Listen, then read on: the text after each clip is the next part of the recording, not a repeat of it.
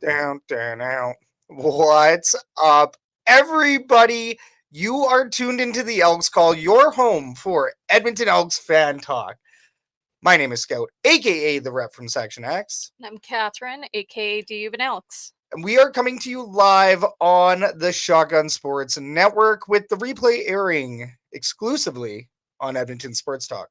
Friday nights, 6 p.m. Mountain. Uh, what's up, everybody? Thanks a lot for tuning in tonight.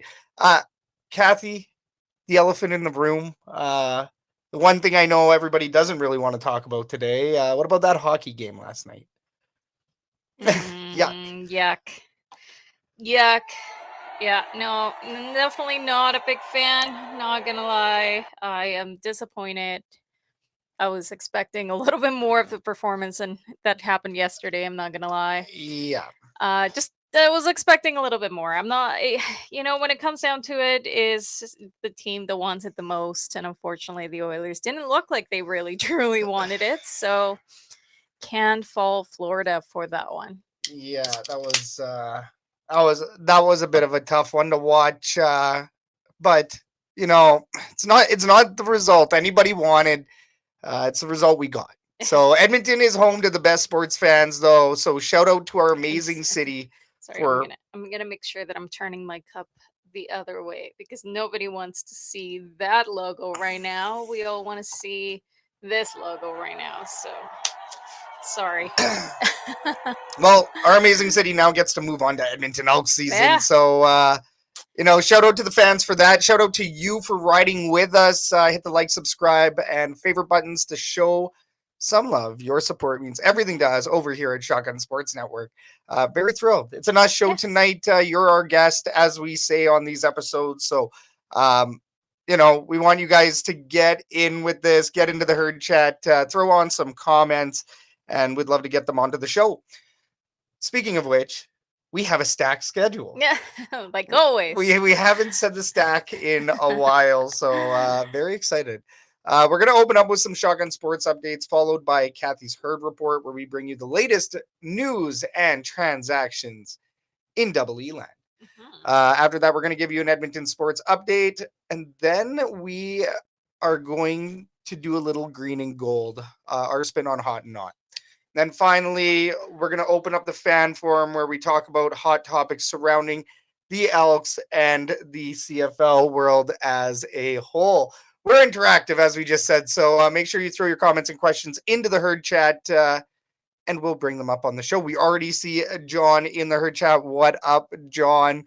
We're going to get to some of those comments here in a bit, but he did mention that Turf District is going live right now as well, so all the Elks talk tonight.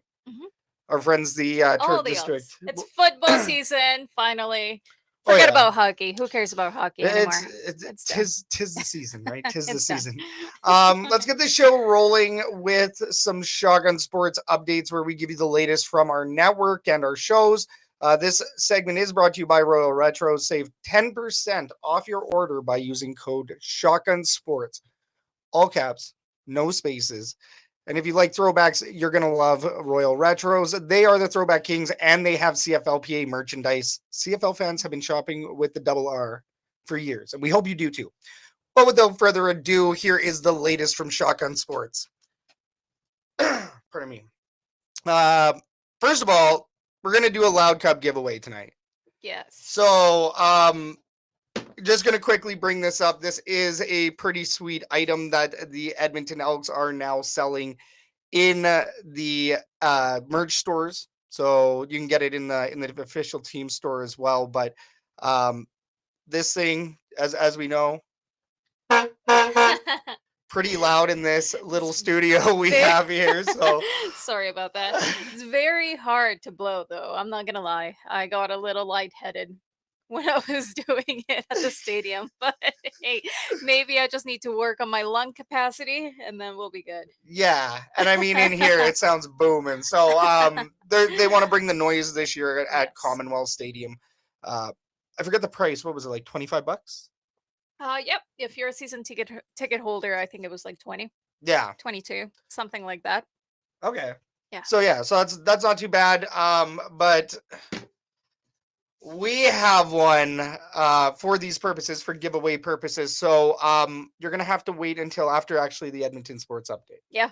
So And John, I'm definitely, I see your comment. I definitely want to keep mine. We're giving away other ones. yeah, I mean you can't blow into a loud cup and give that away. I don't know if that works. I mean, I can sanitize it, but why would I want to? That's just it. No, I feel like at that point it's probably gonna go to like Value Village or Goodwill after. No, I'll keep it. I'll keep it. No, but in the event you were ever to get rid of it, right? It's probably because the speaker's blown and maybe there's a crack. I don't know. Even then, I'd that'd still be use it till the end. till the end. Till it breaks down. Yeah. I like it. I like it. Yep. That was good. Breaking things around here. Breaking news. Tomorrow is our first official Herdy's Diner pop-up at Commonwealth Stadium. Stall 182. Come check us out. It's going to be at 4 p.m. Salt and pepper wings. If you've been following the Elks herd, you'll know that we have an awesome sandwich board that Len hooked us up with. So shout out to Shotgun Len. Len and Paige are awesome people. They always come down to the tailgate. Fantastic folks. So, yeah, I mean, they ended up giving us this sandwich board. It's a great sign. You can't miss this sign. Once again, that's Stall 182, Salt and Pepper Wings, 4 p.m. Yeah. It's going to be like limit 2 per customer, I think. Really? Yeah. I mean, I guess it's a lot. Well, we try to go for like 50 servings. Yes, right? Very true. Very true. We'll see. We'll see what we pull off. We'll see. And we have to sneak some for myself. Get in line. Wow. And then we're also going to have some 75th lanyards as well, courtesy of the Edmonton Elks. So make sure you swing on by Stall 182. We have some giveaways. I don't know if we're going to do tailgate trivia this year. We've been focusing on food quality lately, and then of course we will have Speaker's Corner as well. So Speaker's Corner, come by. It's our photo booth. It might be a little bit soggy, and we're going to talk about that. We'll talk about that. We'll talk about it. Save it for the show, as we say. And then another cool one is we were fortunate to be the official media partner of the 2025 Fort Saskatchewan Football Flag-a-thon. It was a great event that saw over $27,000 go to the Stollery Children's Hospital. A big props to the many supporters, volunteers, athletes, and organizers that made this event possible. Yeah. Can't wait for next year. Yeah, it was a lot of, I mean, we were only there for a short amount of time, but the energy was contagious for sure. Yeah, it was sweet to see how excited and happy everybody was, even though there was some really bad weather that day, right? Well, if there's an event or an example for tomorrow, is going to be the 24-hour Flag-a-thon that they had to endure horrible weather, playing 24 hours outside. They did have to stop it because of the thunder. You can't do anything about that, but regardless of that, they were there early, 5 a.m, up and at 'em with rain. Did not matter. So if there's a whole bunch of kids that went to play football for hours on end with rain, we can't complain. Oh, exactly. And I mean, we see you in the Herd Chat 24-hour Flag-a-thon. What up? No, it was fantastic. Really great event. We ended up getting our pictures up today, so we'll have them on our website on shotgunsportsnetwork.ca potentially. Potentially, yeah. Okay, and then we're also going to have it on our social media accounts as well. At some point. Well, might just start posting tomorrow, right? We'll see. And then let's get to some Herd Chat comments here real quick before we proceed to the Herd Report, where we talk about that very dreary BC Lions game. So let's do it. We do have Rip City over here, pumped for the game tomorrow. Kind of wish it wasn't a home opener on a Thursday, but oh well. Is that one of our topics for later on? I believe so. I believe so. Okay, we'll bring it up. We will be talking about this, so we'll bring it up again. What else do we have over here? Pop up. Where's the official location going to be in the city for the diner? Is this going to be Stall 182. It's going to be Lot B, Commonwealth Stadium. I believe it's 11100 Stadium Road, Edmonton, Alberta. I don't know the postal code, but definitely. And there's another comment here from John saying that we got a new Elks News website podcast, Elks Nation, from the guys behind Oilers Nation. And Yes. yes, there certainly is. I mean, we know already that there is a lack of CFL coverage. So we're never going to say no to more Elks coverage. We need it. The city needs it. It's great. Yeah, I would say I have no qualms or anything like that. We're all here to build a bigger pie. We're not here to necessarily compete against each other all the time, right? Like we already follow each other on X and everything, and it's Eddie Steele. He's a double E legend. Does have some controversial takes, I will say, Hmm. but that's kind of what you need in the media as well. Yeah, So you do. those guys are, somebody had described it when messaging us this week, and they're like, oh well, they're pretty mainstream. Surprised you guys aren't a part of it. I'm like, well, we align with EST. Yeah, Shout out Edmonton Sports Talk, right? But we kind of chosen a path there, of course. and it's all love to Sports 1440 and those guys in Nation Network. Like Yeah. no issues there. They're all Uh, great people over the there. way that I see it, the bigger the better. Yeah. So we're bringing attention to the Elks a little bit more than it has there has been in the past. So nothing wrong with that. Well, exactly. The media for the Edmonton Elks has been mostly negative, and Yeah. it's not really Elk central. I mean, your coverage, maybe even from Global and some of these other guys, has kind of slipped over the years.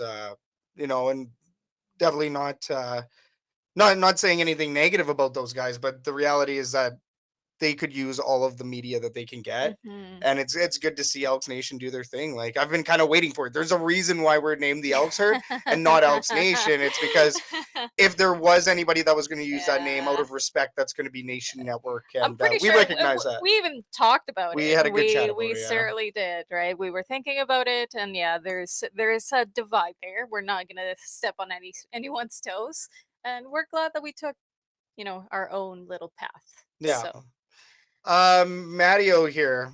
Uh, Mateo. Mateo. Sorry. Matteo, yeah, exactly. Apologies. Kind of a dumb question, which it's there's no such thing. Why are the Elks promoting bringing back the iconic fire truck? Hasn't this fire truck been around the whole time?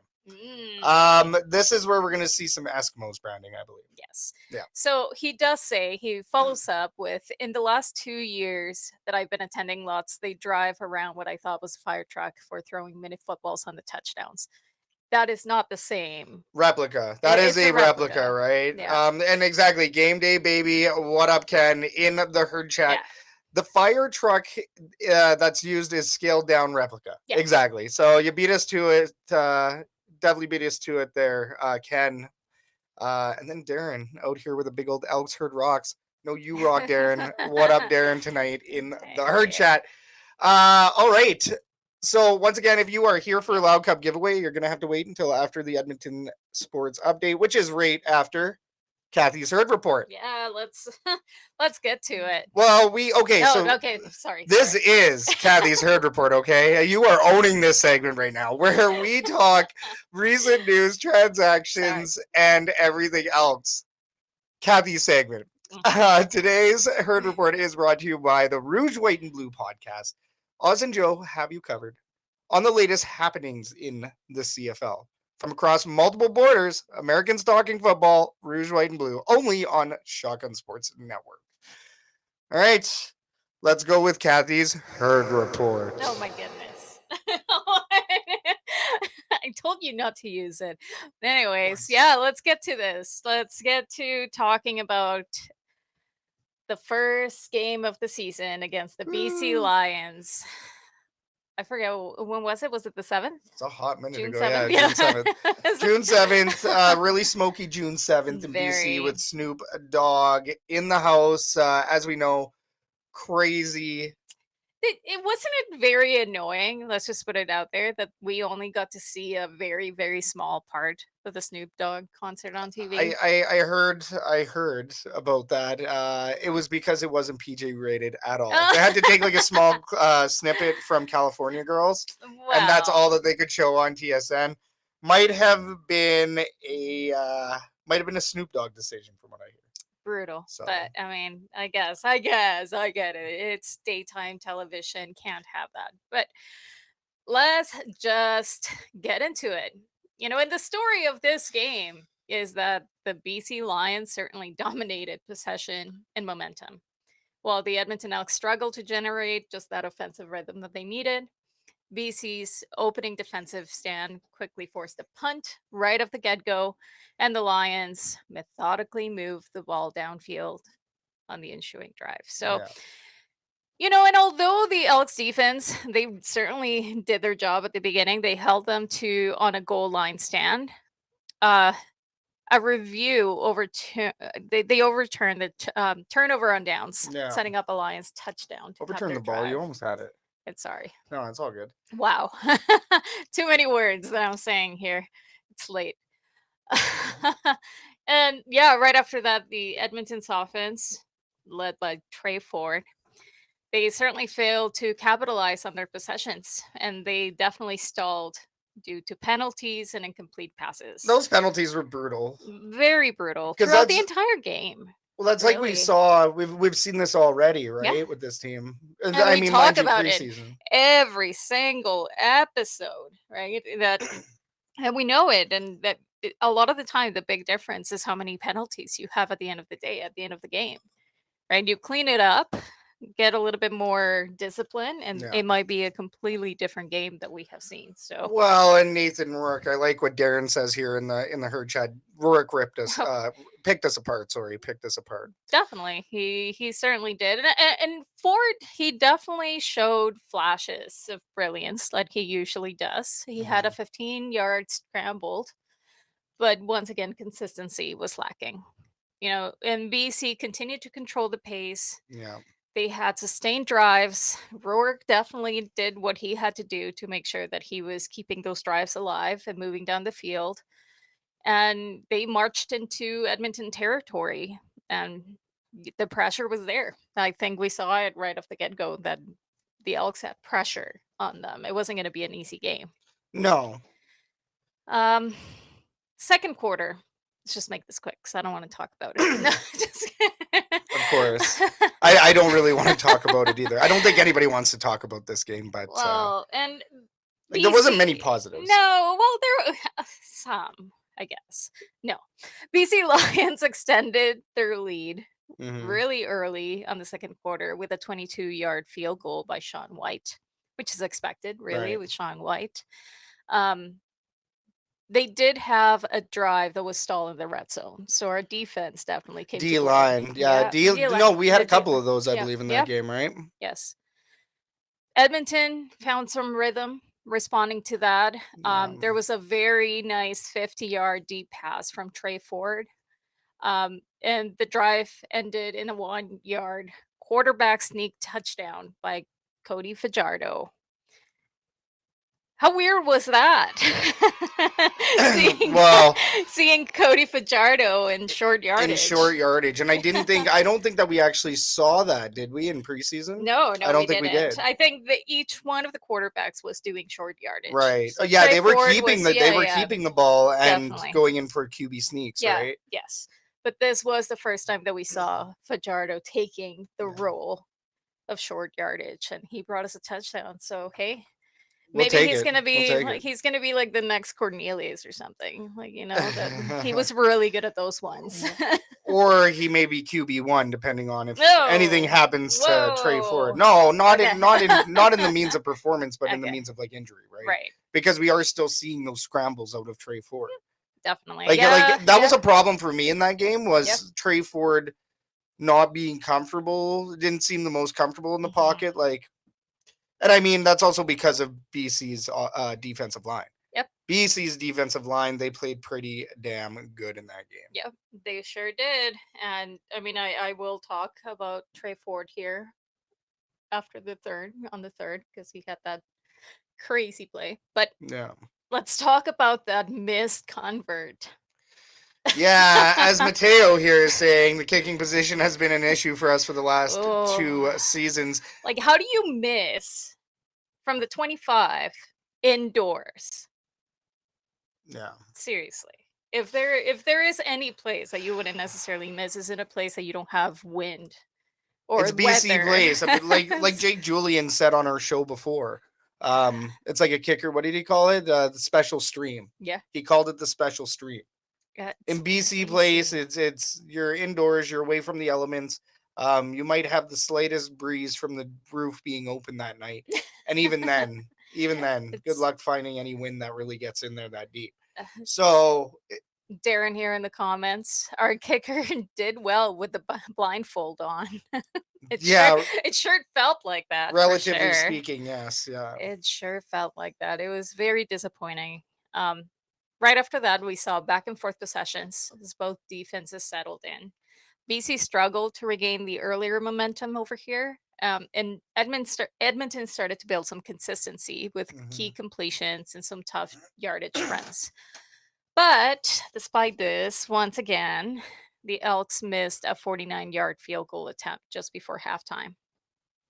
So, Like, and at least a 49 is understandable, right? yeah, I mean, that's kind of like a 50-50 ball, or maybe like 75-25, really, when you think about it. But Yeah, like I mean, it's a 49 yarder. It's a little bit more understandable. Um, Unfortunately, like let's say if it's Rene Paredes in that situation, I have no doubts. I have no doubts about Rene Paredes coming in and yeah. pulling off a 49er, right? That's our Well, and after he missed a 25-yard yeah. It's convert, like good luck. yeah, What were we really expecting here? yeah. If he had gotten that one, I would have been extremely surprised for Yeah. sure. Moving on to the third quarter. Well, the third quarter sucked. Hmm. BC sure left Edmonton's defense scrambling Well, during this that's when the one. D got tired, right? Yes. Well, they were working hard in the first half, and there's only so much that they can do. Hmm. And I mean, Vincent Blanchard, he had a big 64-yard kickoff. There was a late quarter 37-yard catch and run by Justin Rankin. I know Justin, he had himself a good game in this one for sure. Like what was it? 9 carries? So- Something like that. I Yeah. can't remember. That one alone brought the Elks to the BC 3-yard line. But the offense was otherwise pretty inconsistent. There was another missed field goal Um, and a critical sack in there that stalled their momentum for sure. But yes, let's talk about how much Tre Ford stresses me out. Let's just talk about that. On the final play of the third quarter, 3rd and 3 from the BC 40, he eluded tacklers for more than 10 seconds. I He know. scrambled all the way back to the 40-yard line on the on our side before turning back upfield and completing that pass to Rankin. And I think that was like the only real exciting game of the play of the game. Sorry. It wasn't exciting. It was stressful as Oh yeah, frick. yeah. How many Like seconds was that again? 10 seconds. 10-second I play. you know what? I'm pretty I get excited and I like to watch games, but I always like to say that I'm pretty level-headed when I'm watching the games. You're the one that paces, you're the one that stands up. I stood up. I got up off the Busted. couch and I was yelling at the TV because I have talked about this before and I absolutely hated that he runs so far back and somehow he makes magic happen. It drives me nuts that he's doing something so incredibly ridiculous and reckless, and it still happens for him. But really, what drives me even crazier is the fact that it always follows up with interceptions. It follows up with turnover on downs. Yeah. I feel like everybody's just so mesmerized by these flashy plays that he does, these out of the box incredible plays that he Hmm. has, that they just forget that there is absolutely zero consistency here. And it drives me crazy. Well, and I will say that's once again, I do think that some of that falls on our offensive line not holding a clean pocket. It's also him not being comfortable in that pocket, For sure. But I right? mean, you could see it. You could see it by the end that he was getting frustrated. He was scrambling, not so Yeah. much because he wasn't taking the time to look, to figure out Go where through he his was going to reads. go, right? He was throwing bombs Hmm. to some players. Like those were hard passes that, of Yeah. course, I wouldn't blame who was it that he was in the receiving end of some of those passes, that I wouldn't blame them for not catching them because they're just straight up bombs throwing at them. Yeah, but It's not this is where we gotta we got to stay the course. We're going to have to ride with Tre through some of his bad games For to sure. get to some of the best games. What it does tell me though is that he definitely has a lot of growing up to do as a player and as a Yeah. leader. Oh, totally. Right? Because as a leader, the way that I see it is that sure you're having a frustrating game. There's been some Hmm. frustrating plays. Maybe you threw an interception and two, but you don't get so frustrated that suddenly you start throwing balls that players can't catch. Yeah. Right? You reel it in, you recognize as a leader where you have to, you know, Yeah, calm down, slow things slow things down, down. right? And you're not going to solve everything all on one magical play, right? Like it's No. you have to solve the other team. That's what's special about football is you have to solve the other team. So Yes. that's essentially that's what he's needed to do. Unfortunately, didn't quite happen in this last game. BC's also just that good of a team. Of Nathan Rourke, course. right? And I mean, no, we're gonna go through the fourth quarter here, but yeah, and I mean, Darren here in the herd chat actually, I like this. Give Tre a run game and allow him to throw timing routes. It will be fine. Develop the playbook a little bit more around him. And that's the thing Yes. too. Like Jordan Maximic is not traditionally a big run game guy, Hmm. right? Like his offensive schemes don't generally have a ton of rushing, like the rushing capability even. Right. So he's not. He's more so used to dealing with like a Michael Riley who can when he needs to, but Right. Right. you know. Well, yeah, I mean, you either, change things up to match the quarterback if Hmm. he's just not, if that's just his style of play. But at the same time, it's kind of like everybody needs to slow down a little bit here Hmm. because it's incredibly frustrating. And I get it. I mean, Tre Ford is an incredible player. He has an arm, that it's hard to come by. But at the same time, without discipline and without, foresight, without any sort of actual Yeah. taking his time with it, what he does with that, I right? wonder if he just really hates getting sacked. I wonder if he just hates getting sacked that bad that he is willing to I'm gonna scramble out of run. anything and then make a play, right? Like I'm I gonna wonder, run like what was it, 20 yards at that point yeah. back? Well, because like certain guys like Michael Riley aren't afraid to get hit and to get sacked. And Tre Ford does have that run capability and he Hmm. has no problems, like he's getting better at diving, but sometimes he still dives forward. Um I'm pretty sure I've seen a couple if he dives from Tre. So he's starting to get that part, but like at the same time, you shouldn't as a quarterback risk that. Yeah, It's only when you need to and in certain moments and everything. And he is good at that scramble and then throw, but some of his run and gun wasn't that great either. yeah, Like he yeah. still has some work to do on the run and gun, Of I would course, say. of course. Sinjin over here in the chat. What up, Sinjin? This is definitely a new playbook compared to what Trey has been since entering the CFL. Need some time for all the wrinkles to be smoother out. A lot of new weapons and learning and trusting the O line. And that's exactly it. This is gonna get really going in about like 6 games. Hmm.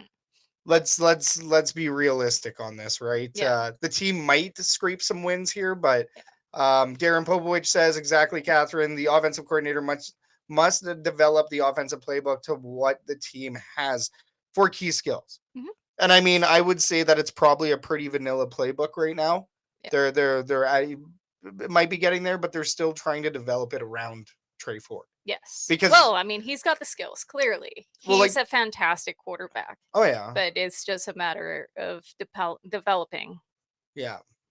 Mhm. And then Darren here, remember Michael Riley was a running quarterback when he came to Edmonton and had Mm, to learn to stand and deliver. But he did get comfortable, and that took time. mhm. And that's the same thing that we're going to need to see from Tre Ford, and we will Yeah. see that. All I'm saying is that he's very frustrating to watch. Hmm. You may call it excitement, I call it anxiety inducing, but that's just me. Edmonton excitement, okay? I call Tre it Ford. anxiety. It's fourth quarter. We saw both teams continue to exchange touchdowns. BC maintained control thanks to consistent execution and that crucial turnover. Edmonton struck first with a short yardage touchdown run by Cody Fajardo, another one of those, closing the gap slightly. But hey, at least the convert kick wasn't missed on this one. However, BC responded swiftly with another efficient drive, capped off by a 15-yard touchdown pass. Momentum shifted in BC favors after a Tre Ford interception, yet another one, which was returned 61 yards to set up BC for a rushing touchdown. So that one hurt for sure. Yeah. Yes. But despite being down, Edmonton fought back in the closing minutes, ultimately stalled on a failed third down conversion at the BC 24, and BC took a couple of knees to run the clock and ending the game at 31-14 in BC's favor. Boo. It sucks. Yeah, I mean somebody won by more than 3 points, Yes. but it wasn't us. Nope. It wasn't us. So rather disappointing. Um,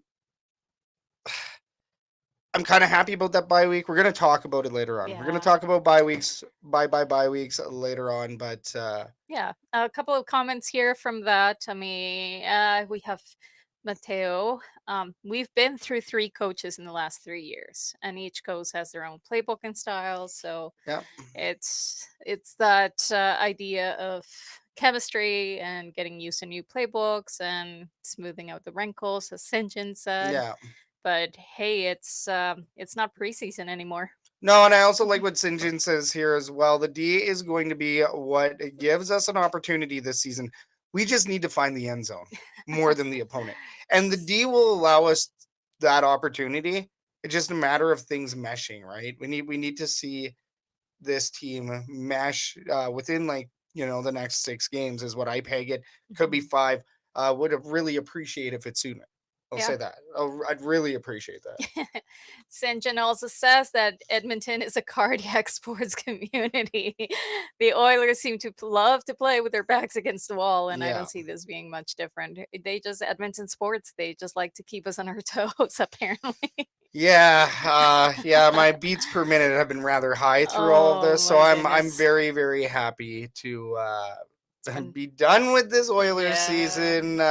We're on to football, Oh, and well, and we're moving on to the next game. So yeah, let's put that one behind. Hopefully, there were some lessons there, and we see a much different game hmm coming up here tomorrow. But before that, we do have some transactions. There were only a couple. On June 14th, American linebacker Brock Moggensen Morganson. he was brought back, hmm and American wide receiver Jalen Calhoun was released. Yeah, the Calhoun release. I think it's obviously just a numbers game.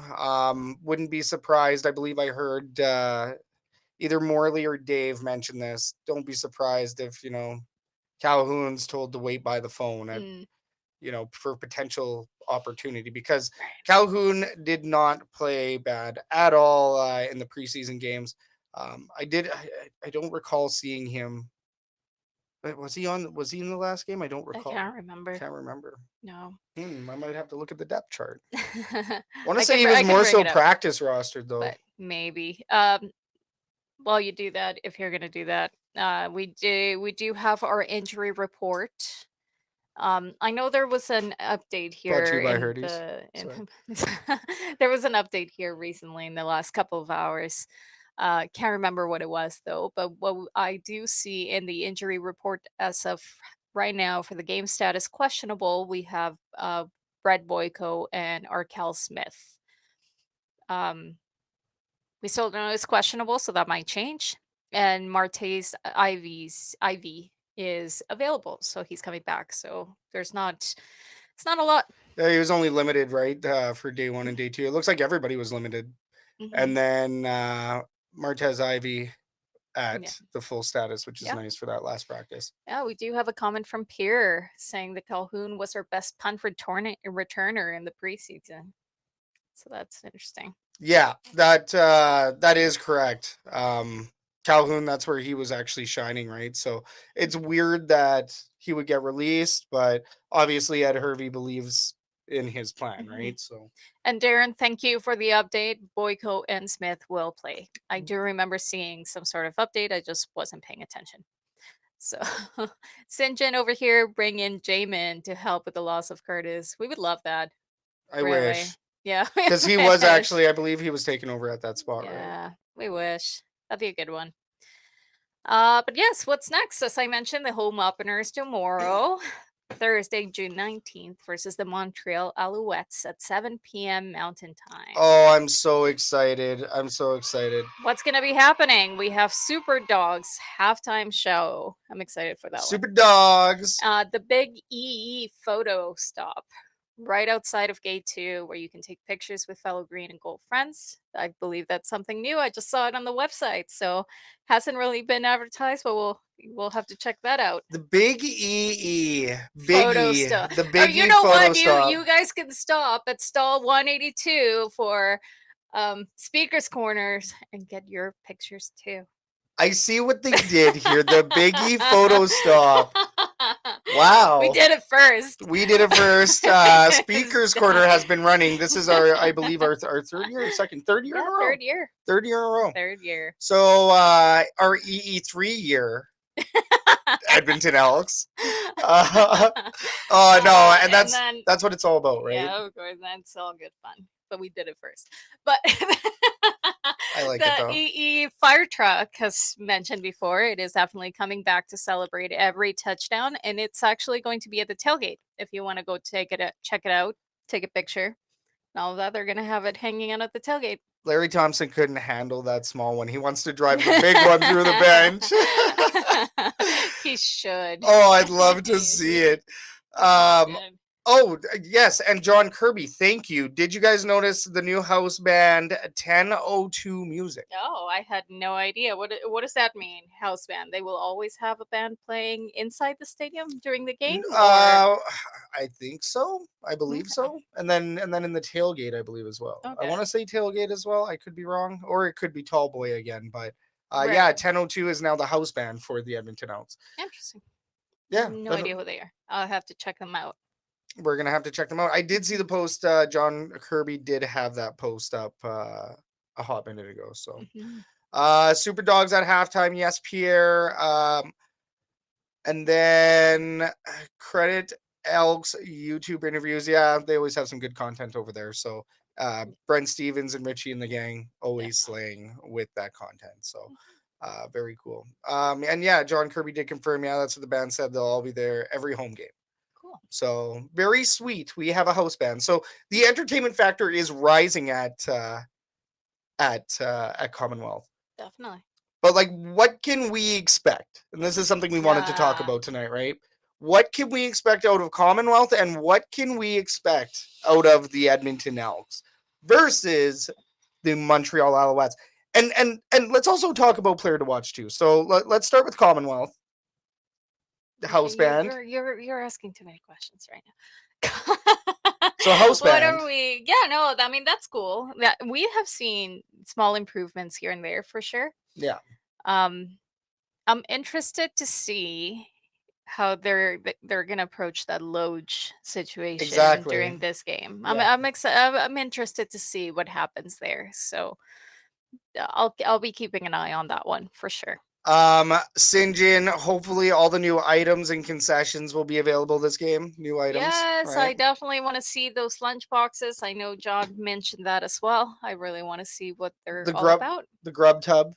Yeah, The I grub want grub the tub. lunch boxes. I work from home and I would still make my lunch and put it in a little lunch box. The food helmet. I'm gonna need a food helmet tomorrow. Like we're going shopping at the concessions. Okay, I do have a $90 gift card to use. See? I don't know if that applies though to the food food probably helmet. not. No, that's just I don't know. Maybe the lunchbox. Maybe. Oh, we can also expect new jerseys tomorrow. Oh yeah. So I know our jerseys are in. They might be branded very similar to these ones. So you won't be able to tell. You won't miss us. Yeah, you might not even be able to tell. But what's interesting is on the new jersey they did use that number set, right? Like we talked about last time on the show. So have not seen that away jersey yet. Right. in action, Mhm. except for that BC Lions game. I guess we did see it for the BC Lions Yeah. game, but it's a little bit different on TV. Like I want to see it Yeah. in person, you know. True. We gotta we gotta go to an away game. Labor Day. Yeah. So Commonwealth Stadium, I think there will be an improved vibe. Attendance, tough to say where we may be on that. Mm, I don't know. And we've seen this before. We know it's going to be a rainy day. We know the weather is not going to be the greatest, and we have seen that people decide not to go because the weather won't be good. Now, the last update I did see, the rain is going to stop at like 4 to 5 p.m. So Oh, there that's not might bad. not. So keep an eye out on the Weather Channel. Um, yeah, keep an eye out. Sinjin is asking, did anyone notice they've been wearing the new pants since preseason? Or Yeah, yeah, I have noticed because I didn't see the little horns. yes, Yeah. that was supposed to be an Mhm. update Mhm. on that uniform set. So I did know that they were going to get rid of all the antler logos pretty much Oh, everywhere. John over here says that there's beer gardens. I did see that, but I didn't know that was in the tailgate. I assumed it would be somewhere else.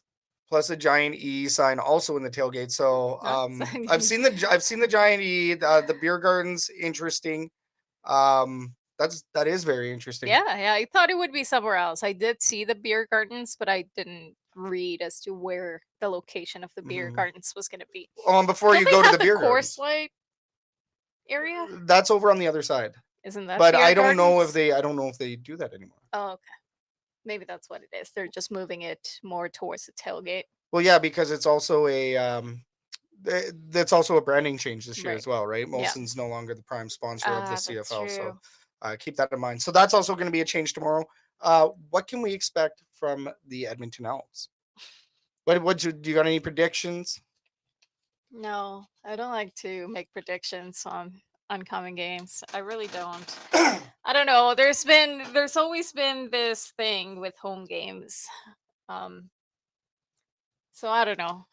You're just traumatized from the I know I 22 game am. losing streak, eh? I don't want to. Traumatized. I don't want. I don't want. I don't want to say anything. Well, What okay, what but what are you expecting? What are you what am I expecting? expecting? It's going to be a spirited day. I would expect the attendance not to be so Yeah. grand, and from the Edmonton Elks, the defense is gonna have to show up for this one. Now, the runability of this team might actually be the savior, depending on how wet the turf is. So they're gonna have to depend on Justin Rankin a little bit more, Yeah. especially if there is rain. Hmm. And if there isn't, then Tre Ford's gonna be clear to launch that ball. Now, will we get a little bit of home field advantage? I think that's going to be a good question. I know Section X is going to be going hard. These loud cups should provide a little bit of extra noise in the stadium. So if the fans are loud, if we can really give it to them, Hmm. we might stand a chance, right? Yeah. But the Alouettes are coming off a 2-0 start to the season. Yeah. Davis Alexander is throwing absolutely fire right Hmm. now. I'm a little bit scared. I'm not Hmm. gonna lie, right?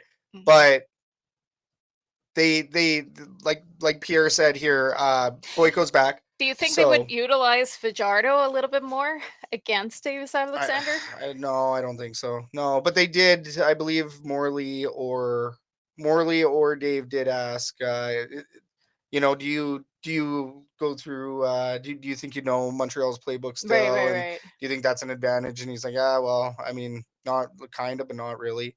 Yeah. Like things change, and they're all pretty much the same. You just change the names. Like it's not rocket surgery, right?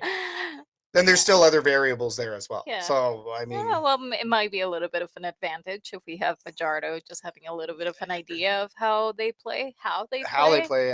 right? Not He's only two necessarily years the out from Montreal. yeah, not necessarily the playbook, but just how they approach certain plays Oh, and exactly. maybe just be a little bit more prepared. So we'll see. Oh, totally, 110%. We'll see. We'll see. All right. We do have for your question, who are your players to Thank you. watch? We do have Darren over here saying Rankin runs for 120. That's So good. Darren is definitely watching Justin Rankin. Pierre Um, over here says Boyko back. So let's run the rock. yep. Brett Boyko could be a player to watch. Nick Anderson would be an easy pick. We're not Yes, going to do that. I think Nick Anderson is very exciting to watch. So I'll definitely be. He can tackle. Hopefully, he doesn't break anybody's legs I this time. know. Jeez. Beast. Oh, it's great. Yeah, I would say if I have a player to watch, I'm a player to watch, like X Factor in this game. It's got to be Tre Ford. Yeah, After well, after of that last course. after Of that last game, course. right? Like we need to see an improvement with Tre Ford, especially coming off the bye. Which once again we're going to talk about buys, but he should have had a little bit more time to work with this playbook now, right? Mhm. So we'll see. We'll see if there's any improvement. Guys usually do take off and get out of town and stuff for those Yeah. weeks. So, but when you're a starting quarterback, you have a little bit more homework. Mhm. So that would be my player to watch. What about you? Well, yeah, I did say Nick Anderson, but I really am going to be watching for Jake Seresna. I'm not going to lie. I haven't seen him really do some of the plays that he's known for. And I kept thinking that maybe he's just waiting to, kick off and maybe not get injured to the preseason. Yeah, So I'm going to be watching for some of those because I feel like we got to see the. maybe he was holding back a little bit in the previous games. I'm not sure. So Well, we'll I think he see. was also up against a big challenge in BC, Yeah. and he's going to be up against the likes of Justin Lawrence, Mhm. former U of A Golden Bear. Um, he's going to have to deal with Justin Lawrence on that line. Yeah. So on that offensive line, Yeah. and it's going to be a matter of the defense breaking that pocket more times than less. Get a sack in. Yeah, of There's a keys course. to the game. Of course. TECs to the game. Yeah. Um, I'll be that's what I'm watching for. I That like that. sack. I like That that. sack. So We need break that pocket. Defensive line has to do their job. Stop Davis Alexander from feeling comfortable because he's got some legs this season too to Mhm. start. Right. So Davis Alexander been fire. Yeah. So I mean, I'm hoping for a win. If I were to do a game prediction, let's do a quick prediction here. The Elks win. It's they're winning by a field goal, but for the sake of positivity, yeah, we'll go with like a 27-24, right? Something like that. Okay. That's I think Let's see. 27-24 Elks win, but Ooh. if I'm being a homer, um I just hope it's not another BC blowout. Very, very true. Well, it wasn't a blow up, but it wasn't the You know, greatest. it wasn't quite a blowout, but it was not a good game. Yes. But all right. All right. I guess it's that time. Not for Mhm. the Loud Cup. We're going to do that right after the Edmonton Sports update, uh, which is coming up right Now. now.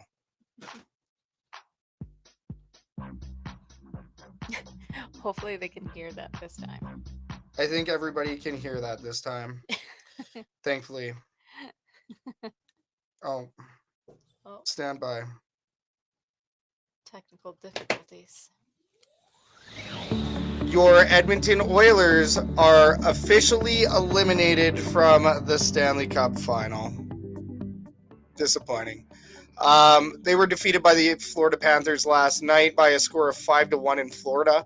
We wish the Oilers the best in the offseason as they look to reload and return in September.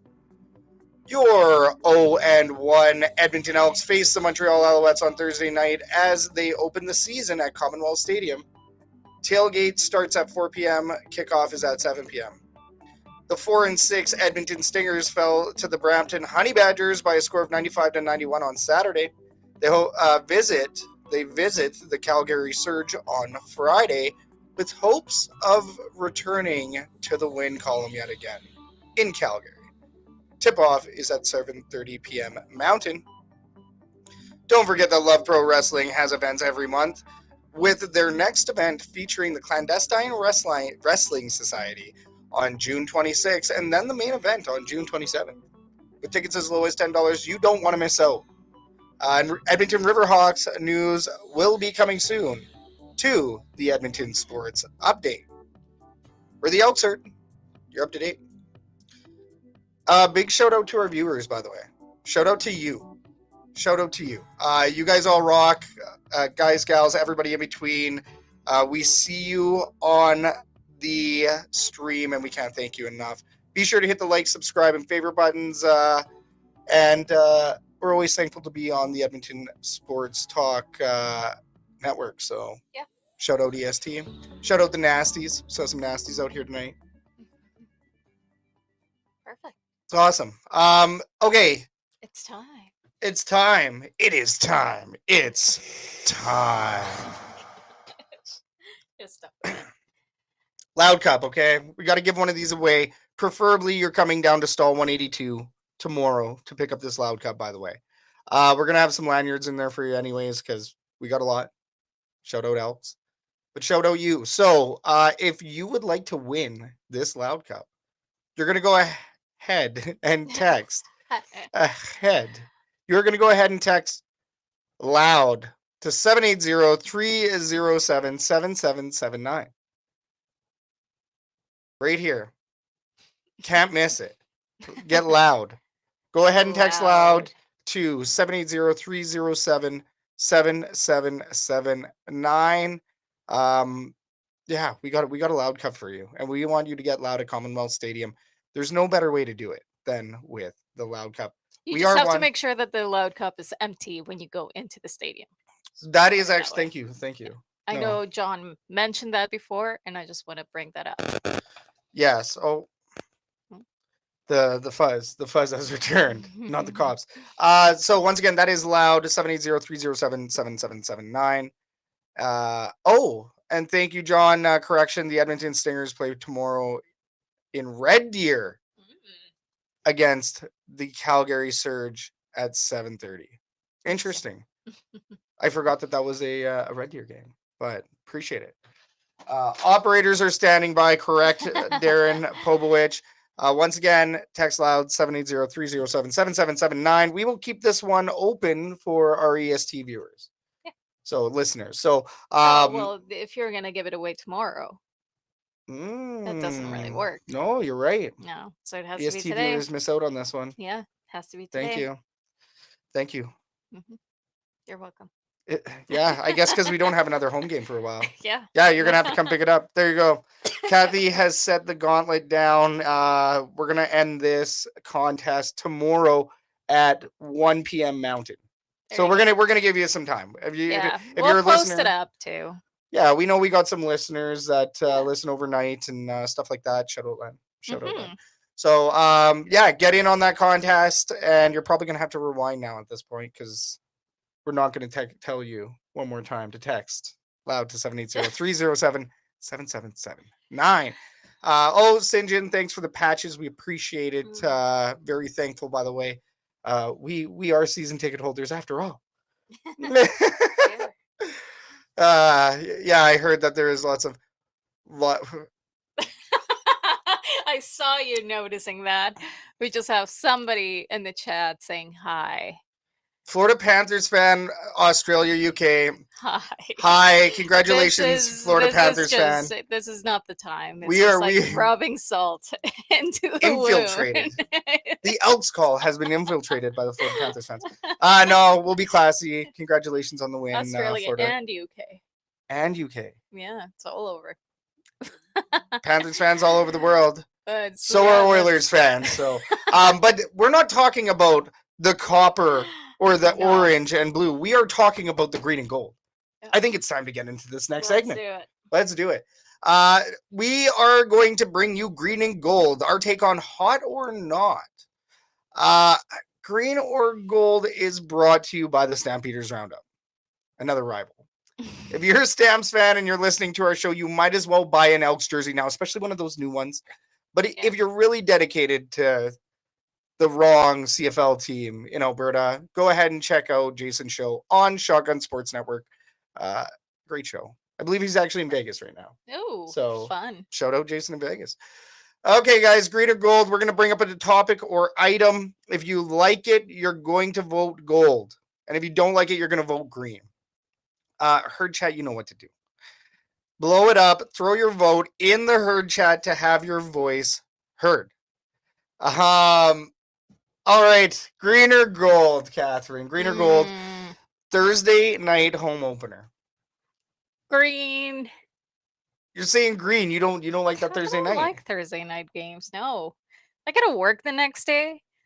It's at 4. Well, I mean, because we do the tailgating, we gotta be there at 4. I'm technically still supposed to be working at 4. It's a full day for us. Of course. So it's just a little rushed. It's I feel like it's more enjoyable when it's on the weekend, and Sure, you can be responsible and not go off the rails on a Thursday game, but it's still, it's a night out. You're still tired. We're over the age of 30. A night out, even for 3 hours, just tires us out. Add on 3 hours at the tailgate, it's too much. It's a lot. I'm tired the next day. To each their own. You're going green on this. I am going gold. Like, I mean, I get it. I get your points. I get that, you can't go hard and stuff, which it happens. But I mean, we also still have to drive. I don't have to go hard. It's just No. the tiredness factor and the rush, being rushed. I don't Being, like being rushed. Well, and you do lose a little bit of sleep on those nights. I agree. Like, I mean, I got to be up at 6:45, which some people got to be up at 5. Right. Some people do not like the Thursday nighters. I personally like them. I like getting it out of the way early. I like being the first game of the week. Everybody's watching it. Everybody's watching Thursday night football. There's not much to watch on Thursdays. That's true. It's the middle of the week. I mean, I personally like it. I know we got a lot of herd chat comments, and also for the home opener. And this question is for the home opener. Mm-hmm. Thursday night, I get it. It's not the Friday night lights that you may want. I enjoy those, yeah. Friday night lights are good, but I like a Thursday. I like a Thursday. And the other reason why I like this, well, we just talked about the team, but the Edmonton Oilers would have been playing. Oh, well, I mean, right? that's Or a potentially different, playing, okay. right? No, that's different. That's different. Now, I understand that for conflicts, the schedule had to be this way. I'm talking just general. Imagine if we had a game 7 after that Thursday night.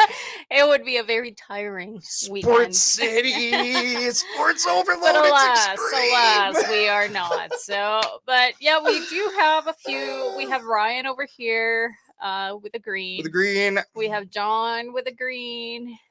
Have Darren over here with a gold. I like it. Old school night. Oh, he's old. Night is school fine. night is fine. And It's old school. I agree. Like, it's also something to do in the middle of the week, especially when we have the boys as well. I don't mind a Thursday game. Thursday home opener, it doesn't really change too much, but for the home opener, I think the situation around the Edmonton Oilers was a bit of a critical driver as well. Of course. I mean, right? that I understand. I'm not a fan of the Thursday in general. Right. So, Florida Panthers fan is cool. Going gold. I like it. From John over here, back in the 80s and 90s, they had Monday, Tuesday, Wednesday, Thursday, Friday games in the CFL. And I would go to any of those and enjoy it. I mean, I can go to work. And you know what? What if you get the win? You go to work the next day and you're all happy and you got your gear on and you're like, yeah, go Elks, baby. Elks #1. We're going to the Grey Cup. Just kidding. Game day baby over here with a goal. With a gold, see? And St. John, Thursdays are rough for out of town fans. That's a very good point. It's that rushing factor. For us, rushing is because of the tailgating. Yeah. Right? I mean, we have to be there 3 hours before. But I mean, when you think about people that are coming from out of town, they still have to work. That is still a work day. A lot of people don't get off work until 4 or 5. So Lori Cordy Goudreau, all the way from Peace River area, I believe, right? Yeah, we have people that travel all over the place, and that's a big, or, even people right now from Leduc. Yeah. That they're traveling, and there's construction everywhere that takes freaking forever to get there, right? So it's just a little rushed. Just a little rushed. Yeah, no, you're not wrong. You're definitely not wrong. And then St. John Green, but I'm just happy for football. and yes. Okay, next one. And you already know where I'm going with this. I love a rainy night. Rain games at Commonwealth Stadium. Is it green or is it gold for you? Oh, it's like you did this on purpose. Green for me, because I don't like to get wet and cold. I don't like being outside as it is. I don't like being outside when the weather is not favorable. I like sunny weather. I don't mind rain, but with rain comes being cold, and I hate being cold. So, that's fair. I got it. So that's a no for me. I am out there in all elements. If the team gets rained on, I get rained on unless I have a bunch of autographs. Yeah, that's true. Like, that's the way that I see it. Yeah. We've seen them. There's some for autographs. That one's Warren Moon back there. They've on suffered. The 5. On the 7, sorry, on the 7. Oh, jeez. Sorry. Ding. What do we got here, Herd Chat? Gold, suck it up. We played all day in the rain last weekend for the Flag-a-thon. I love it. I love We it. know, and I just said it. I Love just it. said it. That's like my own words coming back to bite me in the butt. I did say that we don't get to complain when everybody was out there in Fort Saskatchewan playing football in the rain for the whole weekend. So that's on me. I still don't like it though. John Kirby here is agreeing on that. Yes. Rainy games, a rainy game at Commonwealth Stadium in particular, Mhm. because we all know it doesn't really affect the BC Lions. Very true. Oh man, we got Love Wrestling in the herd chat. I believe that's probably Spencer. What up, Spencer? Just saw him at the Volby concert, No, Volby in 3 that's Days fine. Grace, Yeah. rocking it. Yeah. That's fun. Hi, Much Spencer. love, much love. From Game Day Baby over here. Gold. Oh, yeah, gold. I like the way it changes the game. That's true. That is. I do feel like when you start to add a little bit of the weather element, it can really change the Oh game, yeah, and it could be a plus. Like even from somebody like Tre Ford, that could be a benefit. yeah. Really, when you're adding some extra little bit of elements or Oh totally. something in there. Makes it a little bit more exciting. Darren here, just no hail. Yes. Yes, please. Or thunder. As long as there's no thunder, because then the game gets postponed. Postponed, and then we're there later. And I Mhm. guess on a Thursday for some of us that are green about the Thursday night games. I know. I'm just kidding. I'm just kidding. Whoa. St. John over here, gold. Nothing better than a rain game. Nothing better than seeing a water ghost of a player after a big hit. I That's like pretty it. sure. Actually, you know what? Yes, because where we sit, I remember last year it was a rain game and somebody got tackled and you could see the rain Yeah. coming off of them.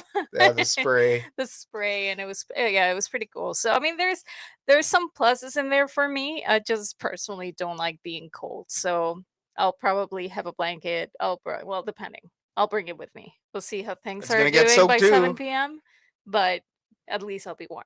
I did find my old doubly rain poncho. Very thrilled. Might be a little stanky, so I'm gonna have to take that thing out and make sure it's all good for use. I usually Probably. dry it off before I put it away. I usually don't put it away wet, but I believe I found that after a 3 year hiatus on it, so 3 or 4 year hiatus on it. So Here, John, he makes a good point. People complain about Thursday night football in the NFL and CFL apparently too, but nobody complains about Monday to Thursday night hockey games.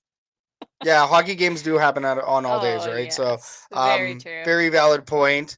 And that is Spencer on Love Pro Wrestling. Big reminder to everybody: Love Pro does have events next week. So on the Thursday, it's Clandestine Wrestling Society, and then on Friday, it's their main event. Yeah. So cheap tickets, Rec Room South. Everybody should go check them out. They're awesome. We shoot from the lens for our good friends over at Love Pro. Thank you for clarifying. Proud partners, if you will. They rock. Okay, that's green or gold. Thanks everybody for participating on that one. Green or gold. I love that segment. It's a lot of fun. It's like you did it on purpose. I knew where I was What are going. the things that Catherine hates the most? Okay, I wasn't specifically looking at that, but it is happy, or it is odd. I am happy the way that turned out. All right.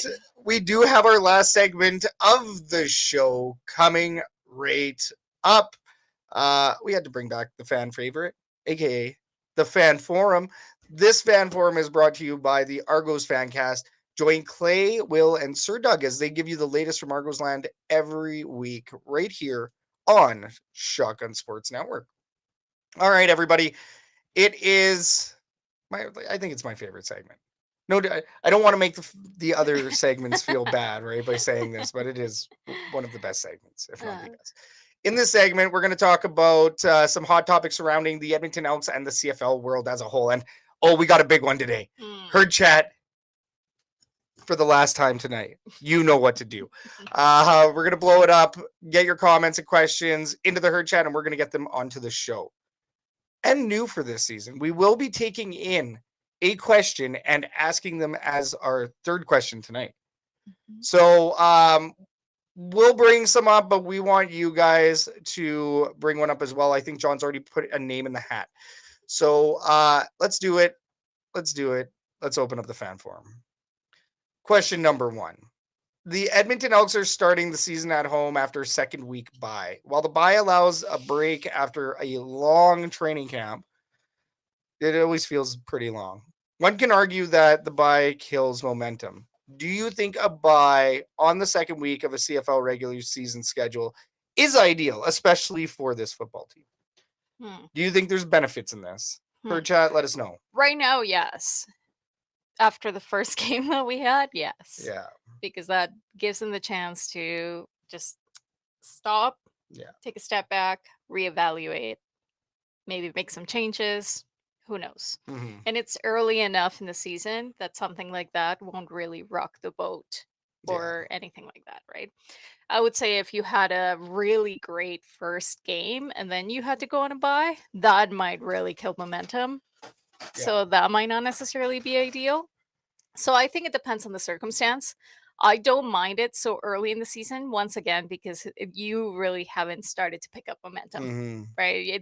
There isn't any of that. So if there's going to be a disruption, I prefer it being early or later rather than say in the middle of the season when you're really, really going, or unless you need it. In Yeah. this case, I really do think it was good. I think they needed that. They needed a little extra training time. They needed that pause, reevaluate, come back stronger kind of situation. So that's my take on that. It Yeah. depends.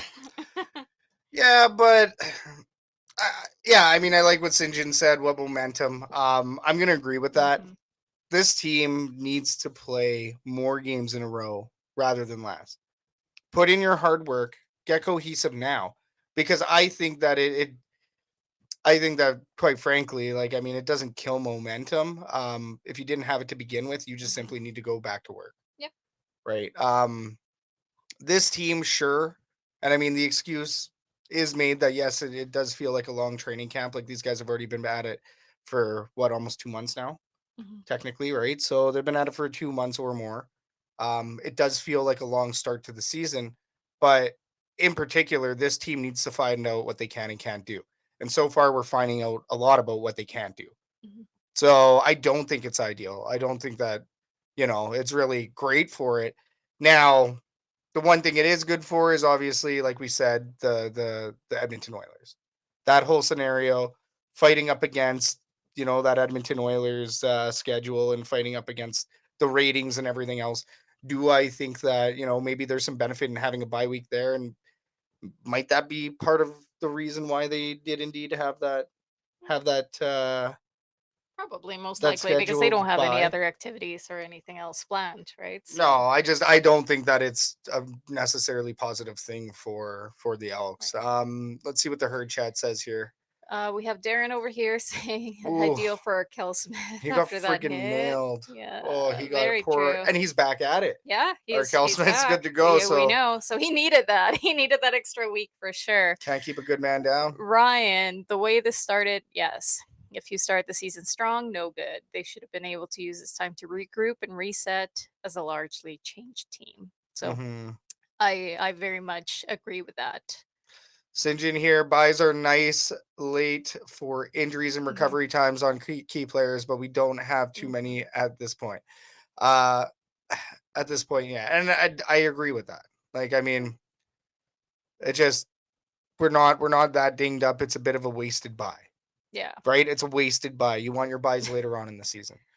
definitely. Zach Mathis might figure out the snap count. That would be positive.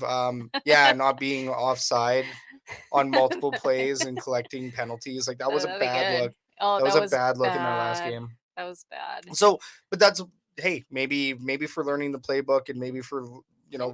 working on little technical things. And I sure hope a lot of guys stayed in Edmonton. I sure Mhm. hope that a lot of guys didn't bounce out of town on the bye. No, Um, especially this early in the season. At that point, you just gotta get to work. And bye doesn't mean stop working. it doesn't mean Bye, screw off out of town. It no, means you're bye probably, means get to work. What went wrong? What can we fix?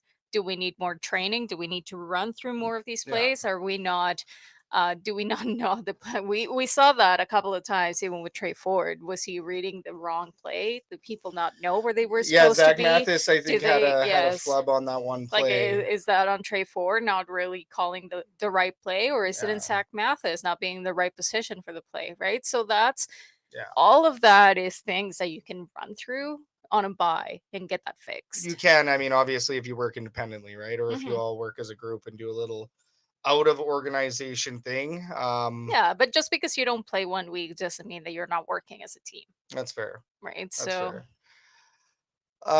What else? No, I think that should be it for yeah. that one. Okay, number two, and this is a big one.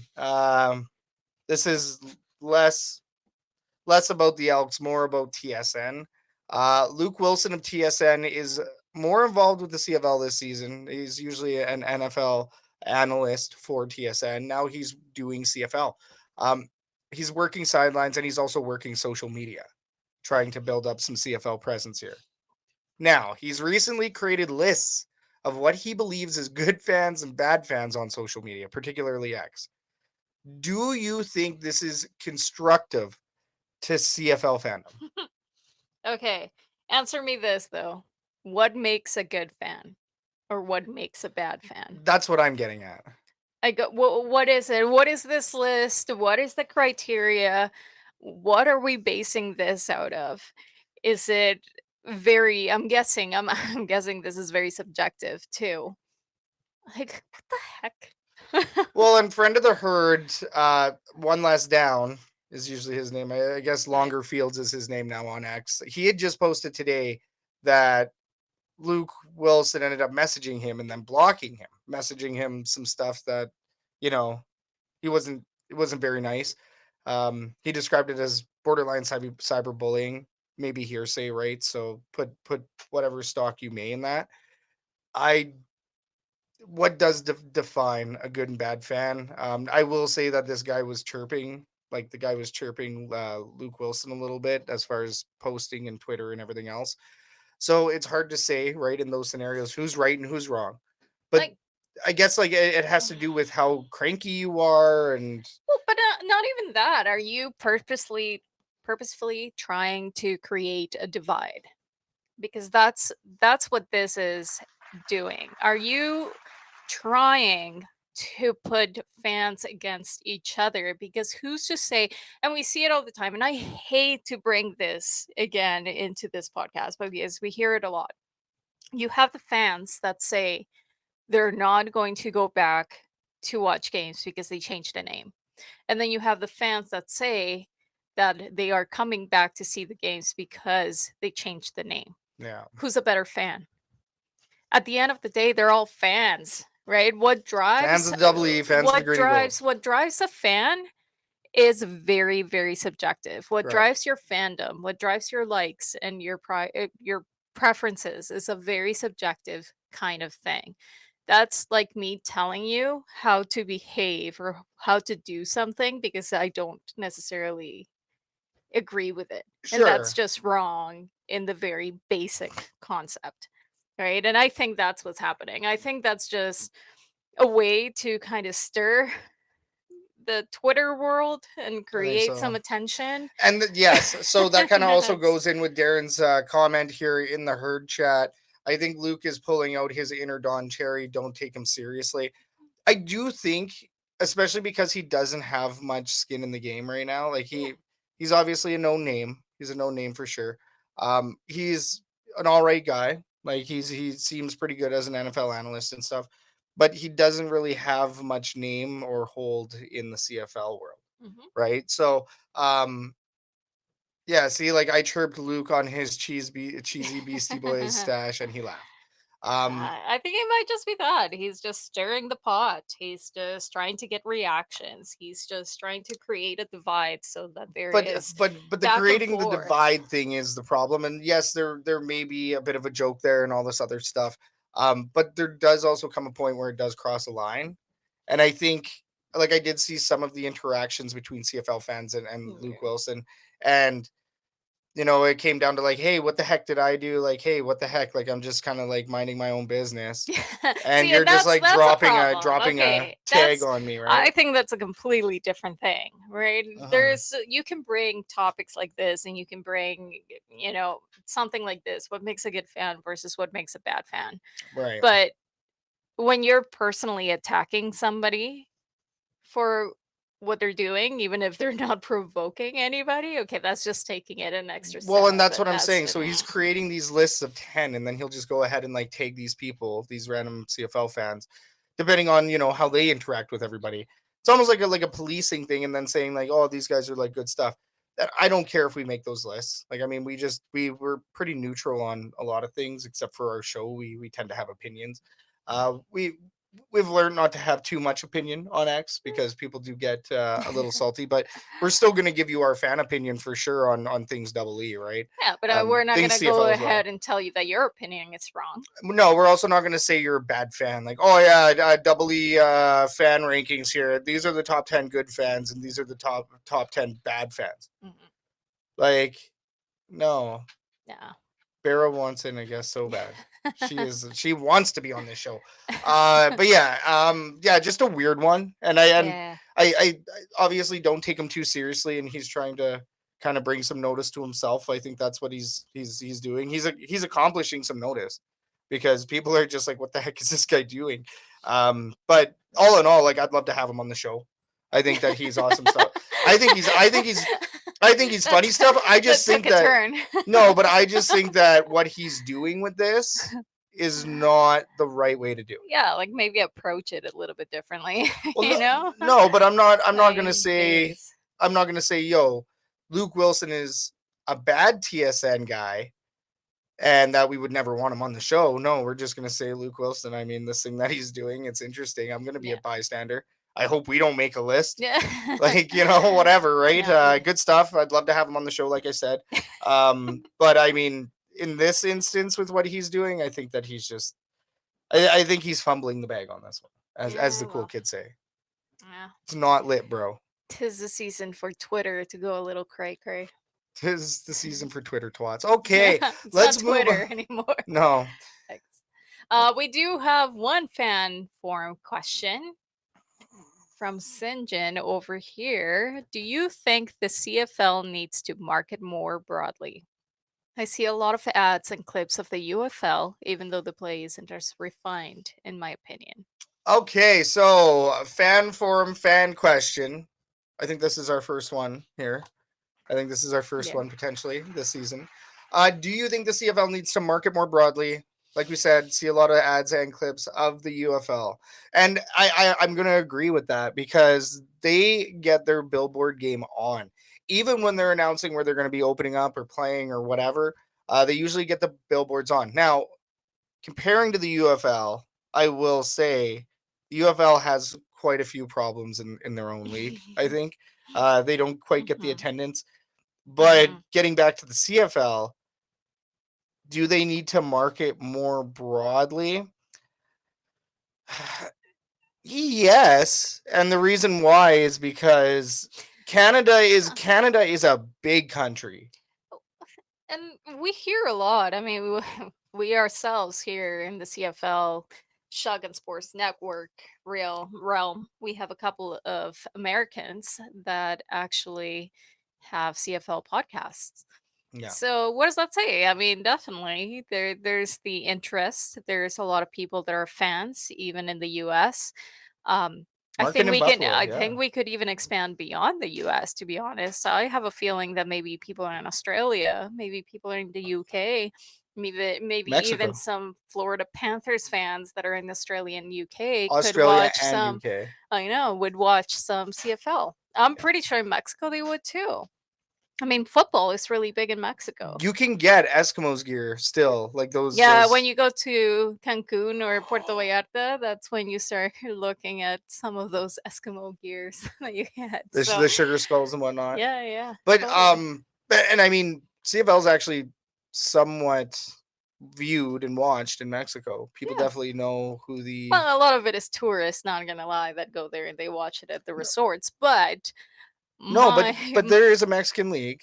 Yeah, oh, Like, of I mean, course. Yes, football yes, yes, is yes, actually very yes. popular It in is. Mexico. It is. So, I mean, I think we can even think beyond the US. I think in the US, football is very saturated, right? There's no way that the CFL will ever compete with the NFL. There's just zero way. So, let's expand to other countries that I think there might be some sort of interest, and maybe it's just a matter of accessibility, Yeah, right? That they would be able to access some of those games. Obviously, they wouldn't be able to watch it live on TV, but maybe expanding the CFL Plus right. so that it's accessible in other countries. And they might be. We have seen it. What was it? What was it? Is it? I think it was a German fan that watches the Winnipeg Blue Bombers games all Yeah, the time. yeah. Right? They're there. So Fans why in not? Hungary. Hmm. I mean, like we said, pardon me. Oz, he's hopped a couple borders, right? He Hmm. kind of travels around everywhere. Oz Davis of the Rouge, White, and Blue Hmm. podcast on SSN. But I mean, right over there. Um, yeah, but do they need to market more broadly? Of course. Yes, right. Yes. There are fans everywhere. I think that US is starting to pick up. I think the US Mm. viewership is starting to pick up I for mean, the CFL. that's going to be a hard one to break for sure in the US.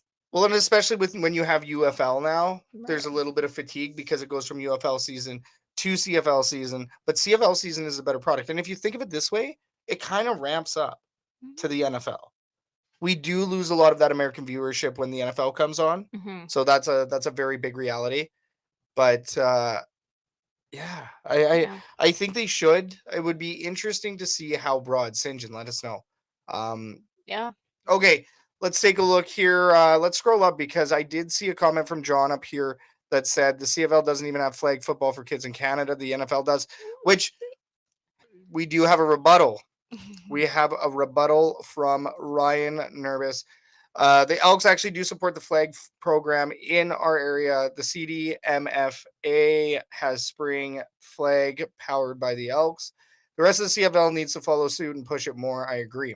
I think it's just a matter of not knowing whether they do or not. I mean, I feel like that is a very local kind of program, right? We living in Edmonton, we know about these programs in Fort Saskatchewan or Sherwood Park or Spruce Grove or whatever it may be, or even in Edmonton itself. But it would be really hard for us to know whether this is being done in BC, whether this is being done in Winnipeg without actually asking the teams. So hard to say.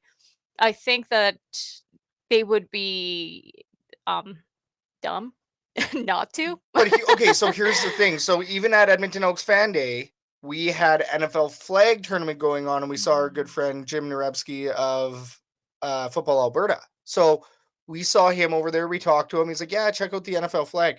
This Mhm. is what John's talking about because I Mhm. know that the Edmonton Elks are supporting flag a lot more. They're supporting flag in the means of the CDMFA, and then they also have their own flag tournament and flag league, right? So, which our youngest ended up Mhm. participating Yeah. in. Guy was tackling when he was supposed to be flagging, stealing flags. But this is what John's talking about: is on that big scale, on that much bigger scale of events, just like at Mhm. the IFAF World Right. Cup, right? Yeah. The NFL is there with their flag tournament. Yeah. What they're doing their flag things. CFL promotes NFL flag. Mhm. That's the problem. Why isn't the CFL doing Mm. their own CFL flag league with all the teams? You get all of the teams together, get Mhm. them to support this program, right? For a relatively how cheap it would be. It's flag football. Kids bring their own cleats and their own shoes, and it's a rope Yes. across the waist, and it's a little bit of branding. But in Yes. my opinion, the CFL should have their own, like, congratulations to the junior Elks, congratulations, and you could do all age ranges. You can make money off of it if you're the CFL, Yeah. right? Like, I mean, kids in the summer are always looking for things to do. You have your regular CDMFA flag season. You could have a CFL flag season that Mhm. follows up after True. that spring season True. as well.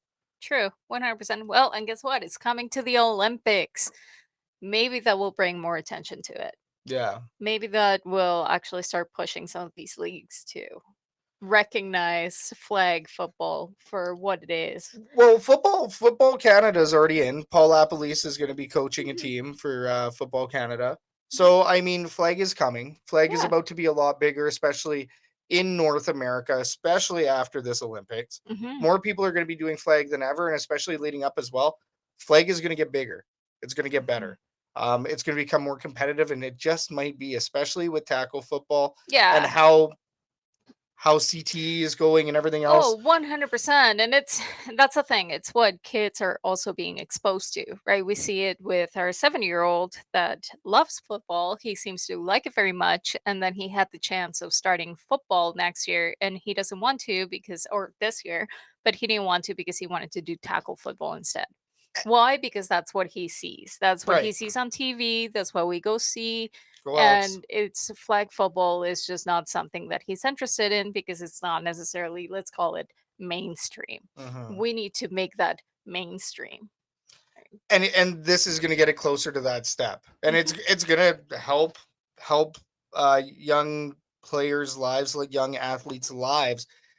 Um, brain injuries and brain trauma. Like even Matt Dunnigan pulled his own child from football because he didn't want him going through what he's going through right now. 100%. But also, what you said is the accessibility of it, Right. right? There's not a lot of equipment that you require for something like that. No. Why do you think, and I'm going to bring this to third world countries like Mexico, and why do you think soccer is so Right. popular? Yeah. Because I it's was just going to so bring that up. Yeah. accessible.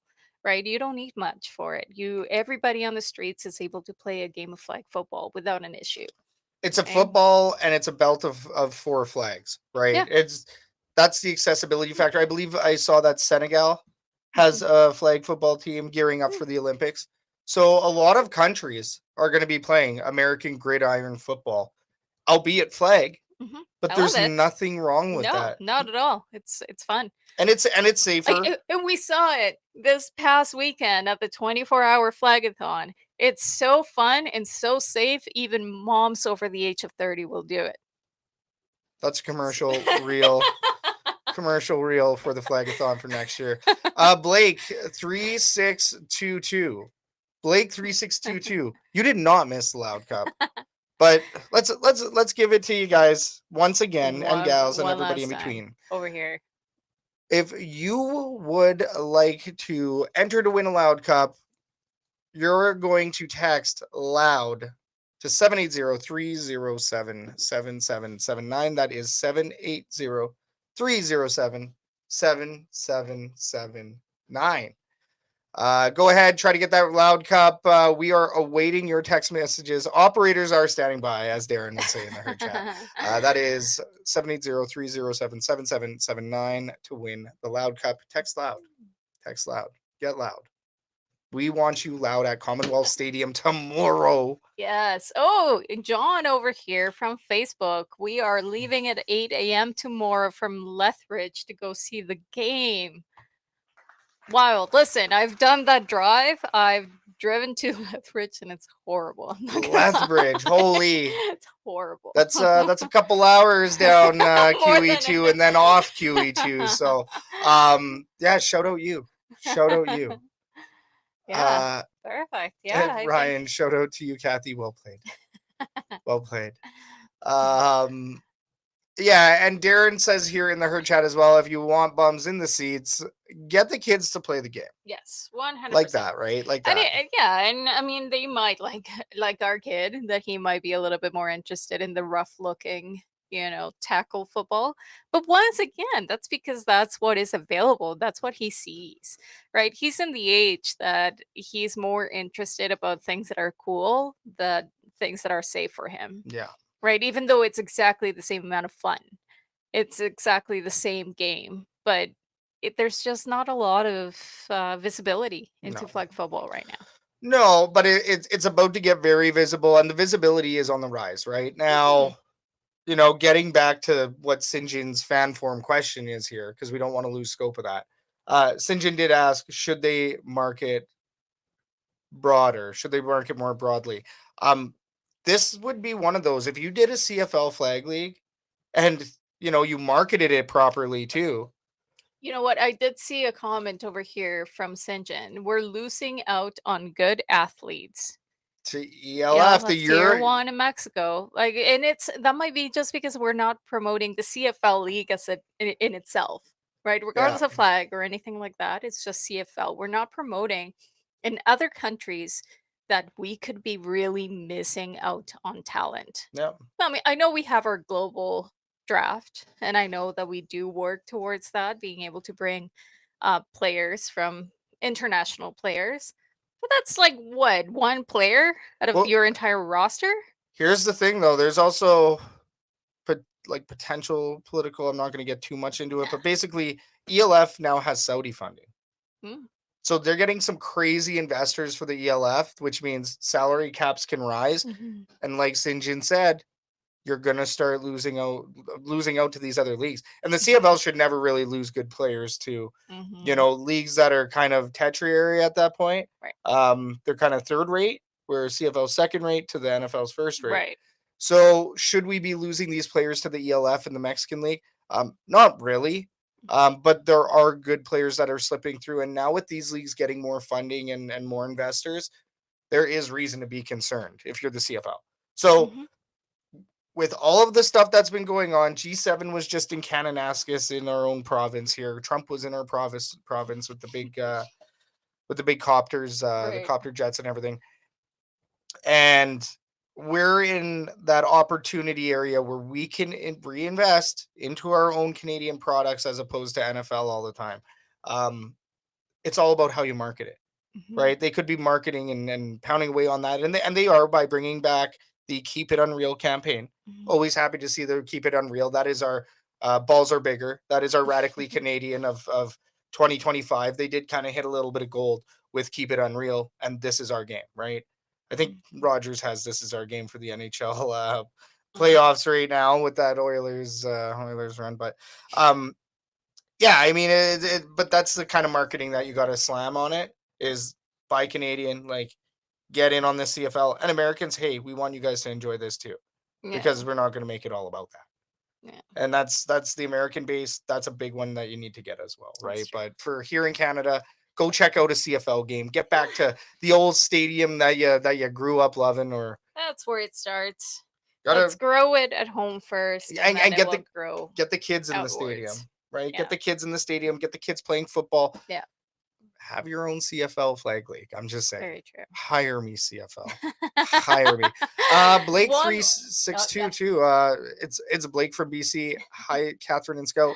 What up, Blake? Thanks a lot for watching tonight. Shout out everybody else for watching too. Everybody yes. that is tuning in or listening to the Elks Call season 3 One last question on that we SSN. have.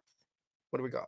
Why do you think there is no CFL app for smartphones? That's interesting. I mean, you would think that in the age of 2025, in the age of technology, that you would have a CFL app. Listen, they can't even manage their own website properly. Yeah.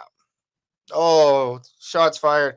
Shot. There you go. So that's the only thing that I have to say. If they can't even have a properly running website on the web, how do you expect Jesus? How Kathy's do is you firing. how do you expect that they're going to be doing a mobile app? I've done websites. I take care of the Shotgun Sports website. It is a completely different realm dealing with a mobile app, especially when it comes to a lot of media that you have. It can get very Yeah. expensive, but I would suggest they first start fixing their things on the website. Yeah, fix things at home, CFL. Get this one Same. done. Shots fired by Kathy tonight. Coming in hot. Yeah, and Kathy's not wrong. I'll tell you that right now. CFL website has been a mess. CFL Plus has been a mess. At times, their servers just cannot handle the demand that they're Hmm. getting. They had to start, putting things on YouTube as opposed to running them through the Yep. CFL Plus website. That's how bad this got with the CFL. And I love this league. I hate their IT department. I hate some of the things that they do in terms of not having an app, in terms of technology. These guys, little bit floozy. I will say. I think that that's an area of opportunity, Oh as we would say man. in the management realm. Yep. Their All stats right. pages, as everybody has here. Stats pages. This is a Yeah. dedicated stats person, please, as Blake over here has to say. It's yeah, yeah. They gotta get that working first, and then once they get that working, then maybe they can figure it out an app. Exactly. Yeah, and I mean we write articles. We, put out media surrounding this team. We do the show. And sometimes it's just really tough to get the stats off the website, and it shouldn't be. It's so And annoying. if you Oh, wait too long and they play against the same team, we found that out with BC oh, Lions. yeah. So Yeah, we tried to look I up. couldn't get any of the stats or any of the play-by-plays for the preseason game at all. So I had to do it the hard way, unfortunately. Yeah. But No, it seems like quite a few complaints about the stats department on CFL.ca. Go check them out, anyways. I mean, shout out CFL.ca. We're really not happy with your website, but we're still going to recommend that CFL fans go to the website because that's gonna be the real like post. that's all we got. CFL DBs down now. Like, that's all we got, right? That's all we got anymore. Oh my goodness, it's football season. But anyways, Football season is upon us, especially here in Edmonton. yeah. Let's first things first. Let's close the fan forum. Mm-hmm. So thank you everybody for participating in tonight's fan forum. That was a fun one. I liked it. That was a nice long one. It's been too long since we've had a show like this. Yes, It's been a good one. It's all about the fans, for fans, from fans over here at Shotgun Sports. So always a blessing to have our fellow fans on the live stream. Also a blessing to have our listeners on the EST replay, and then of course on your podcast. So where can you find us? Well, you can find us on Spotify, Apple Music. Spotify is a big one, by the way. Yeah. Tune in, iHeartRadio. Once again, Edmonton Sports Talk, or wherever you get your podcast. If you're a listener, we salute you. If you're a viewer, we salute you. Don't forget, there's a Loud Cup giveaway in here. So if you missed it and you just tuned in right now, make sure you go check out right after the Edmonton Sports Update. Big one. Loud Cup. And we want to give it away by 1 p.m. tomorrow, by the way. So, and we want you to come down to stall 182 3 hours before the game, before the Edmonton Elks face off. Get your 2 wings a person. It could be 3. What if we do boneless? We haven't even. We are busting open, by the way, a brand new barbecue tomorrow. We heard the complaints. Herdy's Diner has heard your complaints. HERD, your complaints. Okay, we know that tailgate I don't think it barbecue was a complaint, but more of a concern for people's health. That thing was barely holding on together. Catherine with the shots fired tonight. What is going on with you? Well, it doesn't apply. You got a new one, so we're good. We got a new one now. Nobody gets tetanus. It was nowhere near that bad, okay? But I will say that the walls of Jericho could have used a fresh coat of paint, and unfortunately that barbecue is no longer with us. But we do have a new barbecue, fresh out the box, should last another 5 years. That one I think lasted quite a long time. Yeah. That old one. Yeah. And that was bought used. Yes. So no more charred hot dogs, Morley Scott. I know I served you a charred one there in the tailgate.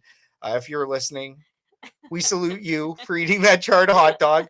But no more of that. We got some nice even burning tomorrow. You guys are all going to be munching down on these wings. And hey, if you want a third, you could probably ask for it and you'll get it. We're not going to be that stingy. We want to make sure everybody gets fed. There's now a beer gardens out there in the tailgate. So that's going to be interesting to see. Go check that out right after you hit up stall 182, Herdy's Diner, making the big debut tomorrow. It is the big full setup down at the Elks tailgate. Can't wait to see everybody. Yeah. It's going to be a good one. Hoping that the Elks pull off a win against the Montreal Alouettes. So awesome one. Once again, everybody, thank you so much for tuning in tonight. My name is Scout, aka the rep from Section X. And I'm Catherine, aka Do You Even Elks? We are the Elks Herd. This was the Elks Call, and we're going to see you all down at the Edmonton Elks tailgate. And if we don't, we'll see you again soon next Wednesday on another great episode of the Elks Call. Thanks again, everybody. Cheers. Have a good night.